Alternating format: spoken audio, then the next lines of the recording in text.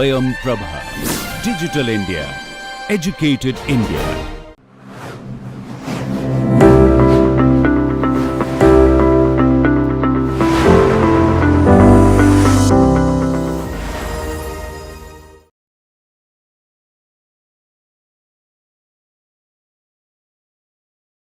Okay, dear students, so today we will look at simple passive strategies. In the last class, we saw how we have simple passive strategies and advanced passive strategies as ways to approach bioclimatic architecture.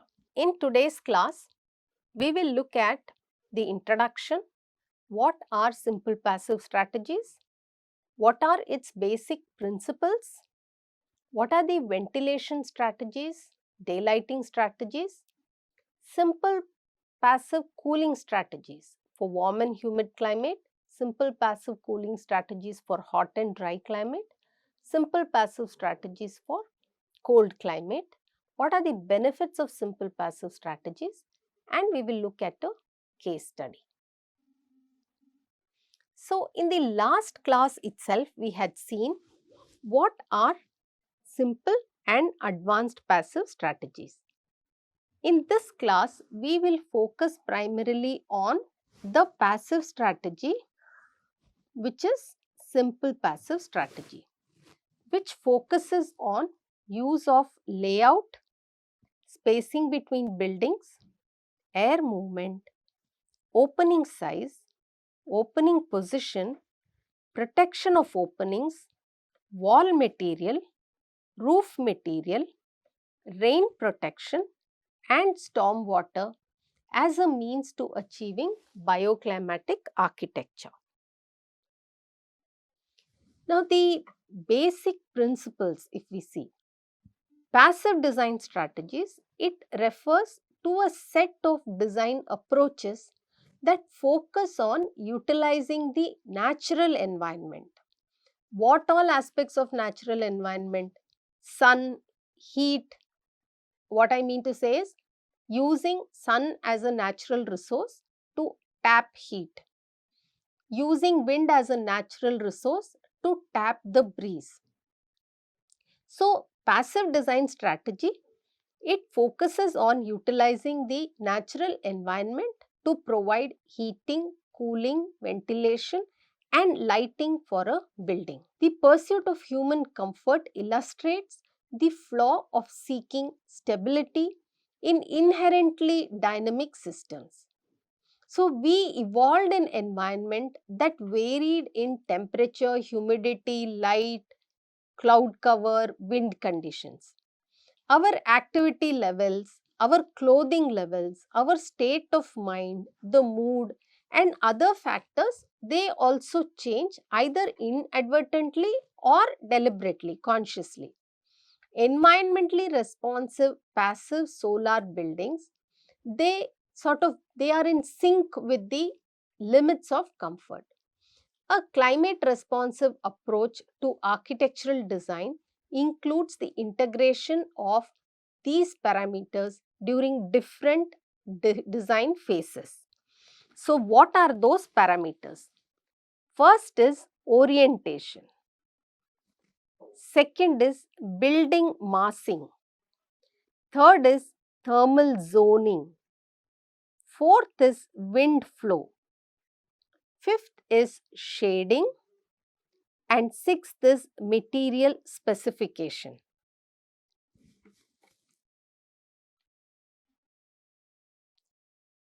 Now, if we look at the basic principles of how this heat transfer happens.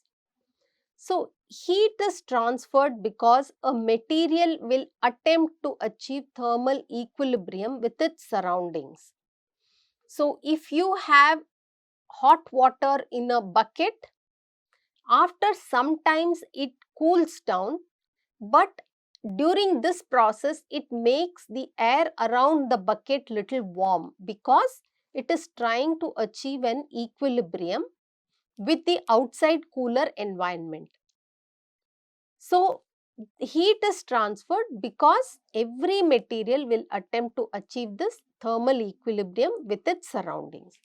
Heat flow will occur within a material, whether it is solid, liquid or gas, or between materials until the temperature of each is equal. Heat transfer will occur through three mechanisms which might operate alone or in combination. These are conduction, convection and radiation. What is conduction? This is where heat energy is transferred because of the physical contact between molecules within a material or between materials that are touching each other. Physical contact is necessary in conduction. The direction of flow will be from the warm area to the cool area. Thermal conductivity is the rate of heat flow, that is, a factor which is determined by the ability of the molecules to conduct heat. The human body is sensitive to the heat flow rather than to temperature. So, if a person stands in bare feet on a concrete floor and then a wooden floor, the body will sense the different rates of heat flow. That is, heat will be transferred from the body to the concrete more quickly than to the wooden floor because concrete is a better conductor. The concrete floor will be less thermally comfortable than the wooden one, although in fact a ground bearing concrete floor usually offers better thermal insulation. The second is convection. Now, convection refers to heat which is transferred by the movement of a fluid. In buildings, this fluid in question is usually air and very rarely water. When it comes into contact with a warmer or cooler surface, the air or water will either absorb heat from a colder surface or lose heat to a warmer surface. If it becomes colder, the fluid will sink because of its increased density and vice versa. The third one is radiation. Heat can also be transferred through the air or through space from one body to another by radiation. Heat is radiated to and absorbed from the surfaces that surround a body without heating the air. When radiant energy hits a body, some of the energy is reflected and some is absorbed. The respective amounts will vary between different materials, and for instance, color will play an important role in determining how much heat is radiated from one body to another. So, in this picture, we can see clearly how heat transfer happens. It can happen through conduction, where physical contact is necessary between the materials. It can happen, the conduction can happen through the walls, through the floor, and through the roof it is not possible. Convection happens along the surfaces because it is movement of fluids, and here the fluid in question is air. And radiation can happen from or to the human body and from or to the roof surfaces.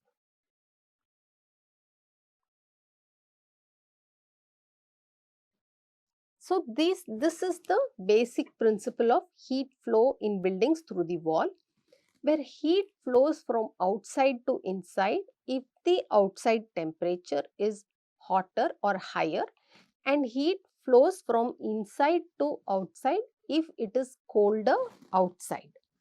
So, heat will flow from outside to inside if outside is higher temperature and inside is lower temperature. Heat will flow in this direction if inside is warmer and outside is cooler.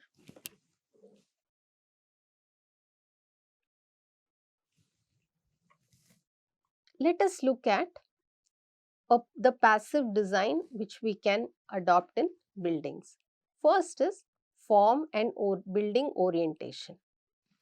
So, form and orientation, they constitute two of the most important passive design strategies for reducing energy consumption and improving thermal comfort for occupants of a building. It affects the amount of sun falling on surfaces, daylighting, and the direction of winds. For example, this is the north and this is the east. So, in the morning you can expect the sun to fall on this surface, and if the wind direction is say southeast, then you can expect the breeze to flow in this direction. So, form and orientation of a building, it determines the amount of heat and wind that can get inside a building. We will look at the simple passive techniques in brief only in this class, and we will move on to detailed discussion and detailed classes in the forthcoming classes. Second is shading. Now, shading can reduce solar gains on the building facade. Shading reduces the effective solar heat gain coefficient of the glazing. This means that a cheaper glass with higher solar heat gain coefficient can be used instead of a high cost, low solar heat gain coefficient glass. Third is natural ventilation. Fresh air provision is considered as an efficient and healthy solution as it reduces the need for mechanical means to ventilate a building. For good natural ventilation, building openings should be in opposite pressure zone, since natural ventilation relies on pressure to move fresh air through the building. Daylighting in a building design is a very important factor, and it's a good strategy to use light from the sun.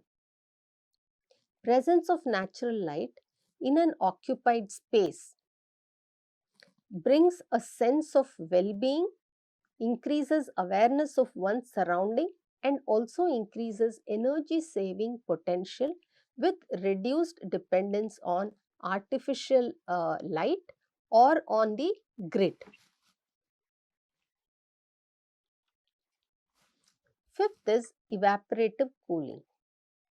The idea of a water body such as a pond, a lake, or a fountain to provide cooling effect to the surrounding environment, and this effect lowering the indoor air temperature, is widely known as the concept of evaporative cooling.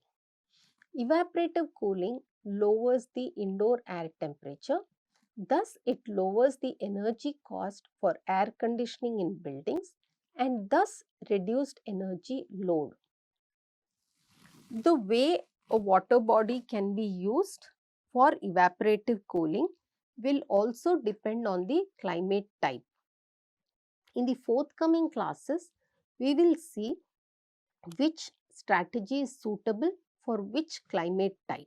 We will be seeing that also. For now, you can see how water body, air when it moves through the water body gets laden with humidity, and air which is humid is heavy. It's heavy air. What does it do? It replaces the warm air, and warm air which is lighter, light in weight, less dense, flows out if appropriate opening is given, and this creates a cooler environment in the habitable area by using water body. But water body cannot be used in all climate types to lower the temperature. We will look at this in greater detail later. Next one is thermal mass and thermal insulation. Materials in buildings possess diverse densities and thermal properties. It influences the structure's thermal mass. This mass can absorb and release heat. It serves as a passive heating as well as cooling functioning. Solar gains heat the thermal mass by day. It releases warmth at night for heating. Conversely, effective cooling requires nighttime release of stored energy. Natural ventilation emerges as a key strategy for efficient energy release. Understanding and harnessing the thermal mass of building materials is essential for optimizing passive heating and cooling methods, ensuring energy efficient and comfortable indoor environment. In temperate and cold climates, a primary strategy to curb heat loss is thermal insulation. By bolstering thermal insulation and minimizing air leakage, buildings can enhance energy efficiency and maintain comfortable indoor temperatures, which aligns with regulatory standard and sustainable design principles. So, in thermal mass, when you use thermal mass and thermal insulation, what happens is, if there is a particular building material and heat strikes on it, the thin film of air adjacent to this surface gets heated up. This air transfers the heat to the first layer of the building material. This first layer gets heated up and it transfers it to the second layer of building material. This transfers it to the third layer of building material, and so on and so forth. Now, like this, the heat gets transferred until the layer which is, this I call as inside. The first layer of the inside gets warm and the thin film of air adjacent to this wall gets heated up. And this is the one, this layer gives warmth to the inside. Warmth to the inside. Now, thermal mass and thermal insulation becomes very important because you can govern the time by which this heat reaches the inside. So, what is the time? That depends upon the thermal mass. If you have a very thin wall, the heat from outside will reach inside in say X hours. But if you have thicker wall, then this heat will reach here in X minus Y hours. It will take time for the heat from outside to reach inside. So, it depends on the thickness as well as it is a material property. It is the material property which enables the heat to get transferred from one end to another within a specific duration. Building physicists can actually predict how much time it takes for the indoors to start getting warmed up. You can even prevent the heat from not reaching the inside. By the time the heat gets transferred to this layer, the outside becomes cool. and the reverse heat transfer starts happening. Under such conditions, the indoors will always be maintained in the same temperature, and you can maintain it in a temperature which will make it comfortable for occupants. And therefore, thermal mass and thermal insulation plays a very important role. Here we are not using any contraption to trap or store the heat or the coolness. Yet we can maintain the indoors to be permanently cool or be permanently in the same temperature. The next strategy is solar shading. So solar shading systems, they play a crucial role in preventing overheating within buildings by blocking the solar radiation. They prevent the solar radiation from hitting the window or the wall. They can be implemented through various means such as building design, vegetation, or specialized shading devices. These devices are categorized as fixed or movable. These can be distinguished by factors such as color, material, their position in relation to openings. By effectively managing solar exposure, shading systems regulate indoor temperatures and enhance occupant comfort. Their design and placement, they are essential considerations in mitigating solar heat gain and optimizing energy efficiency within the buildings. When the indoor environment is too warm and the comfort is compromised, the air movement around the occupants may be increased. This can be done using natural ventilation techniques, often categorized as single-sided, cross-ventilated, or stack ventilation, and also through wind catchers or wind towers. Now, if we first look at the shading types, you can see here we have shown 3 shading devices. One is louvers. Now, louvers can be movable. So, we can categorize louvers as movable shading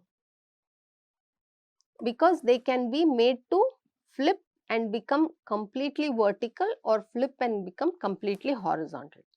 Then you have overhangs, which can be categorized as horizontal shading devices, and you have side fins, which are vertical shading devices. Also, you can have single side ventilation, which is having opening on one side of the wall through which breeze can flow inside. This is single side ventilation. Or you can have cross ventilation. This involves airflow through openings on opposite sides of a building. So, in this what happens is, in cross ventilation you have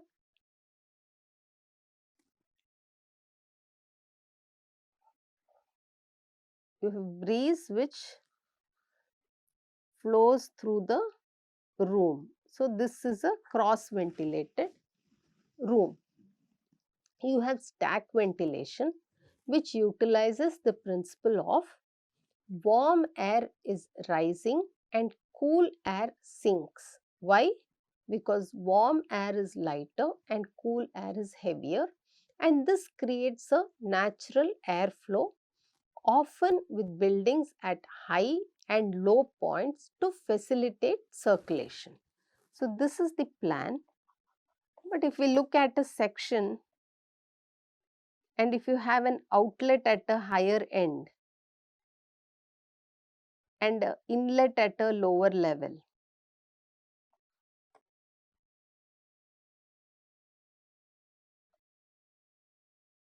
then what happens is this cool air can replace the warm air inside and allow the warm air to escape, making this zone as cool and comfortable. Then you can also have wind catchers or wind towers. So, traditional architectural elements which are designed to capture and direct prevailing winds into a building enhances natural ventilation. Each ventilation type offers unique advantages depending on building design, climate and airflow requirements, contributing to improved indoor comfort and air quality. Then we have the evaporative cooling. Now, direct evaporative cooling relies on water evaporation to extract heat from warm, dry air. This process causes the air temperature to decrease while increasing relative humidity. It's most effective in dry and hot climate, whereas the air has low water saturation. However, its effectiveness diminishes in cold, humid climates where the air is already saturated with a lot of moisture and water, and this limits the cooling potential of evaporation. A wind catcher is a traditional architectural feature which is used to capture and direct prevailing winds into a building, and it promotes natural ventilation and cooling. Typically, this is found in arid and hot climates where wind catchers are designed to channel airflow through the building, utilizing the pressure differences created by wind movement. These consist of openings positioned to intercept and funnel air currents, often leading to underground chambers or interior spaces where the airflow can be distributed. By harnessing natural wind patterns, wind catchers enhance indoor air circulation. They improve comfort and reduce reliance on mechanical cooling systems, making them a sustainable and energy efficient ventilation solution. Let us now look at the benefits of simple passive strategies. In this class, we have seen a brief of what simple passive strategies are. I have hinted upon what all simple passive strategies we will be dealing with in the forthcoming classes in detail. And I think this class would also give you a small understanding of what is meant by simple passive strategies, where you do not need any special contraption to trap the heat and release the heat. Now let us look at the benefits of simple passive strategies. First is, simple passive strategies do not cost us anything. Economical benefits are high. For example, if we take orientation, by virtue of orienting a building properly, we can save electricity and energy. And therefore, one benefit of simple passive strategy is energy efficiency. Automatically, the building becomes energy efficient. When the building becomes energy efficient, its reliance on active energy gets reduced and it offers us economical benefits. When we save energy, we reduce GHG emissions, greenhouse gas emissions, and therefore, following simple passive strategies give us environmental benefits. By following passive strategies, the occupants have comfortable indoor environment. The health and well-being of people gets improved, and sometimes this gets attached to the identity, the aesthetics, the language of architecture of that particular place. These are the advantages of simple passive strategies.